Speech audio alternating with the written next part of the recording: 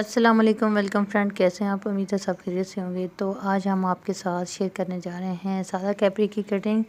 تو سادہ کیپری کی کٹنگ آپ نے جو اپنی تیار کیپری ہے اس سے آپ نے 6 انچ ایکسٹرا رکھنی ہوتی ہے، مطلب 2 انچ نیفے کا ایڈ کرنا ہے اور 4 انچ آپ نے پانچا فولڈنگ کے لیے ایڈ کرنا ہے۔ تو اسی طرح آپ نے سارے نشان لگانے ہیں اور سب سے پہلے آپ نے لمبائی لینی ہے، اس کے بعد آپ نے گھیرا لینا ہے۔ گھیرا اگر آپ کا 18 ہے تو آپ نے 19 رکھنا ہے۔ اس کے بعد آپ نے میانی میئر کرنی ہے۔ اگر آپ کی میانی آ رہی ہے 15، اگر آپ کی تیار میانی 15 ہے تو آپ نے 2 انچ نیفے کا ایڈ کر کے مطلب 17.5 انچ میانی رکھنی ہے، ٹھیک ہے۔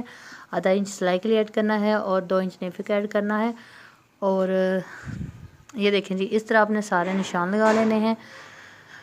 اور کیپری کی جو ہے نا گلائی ہم دیتے ہیں، کیپری کی گلائی دینے کا طریقہ، سب سے پہلے آپ نے جو ہے نا لمبائی کے نشان لگانے ہیں، اس کے بعد گھیرا لینا ہے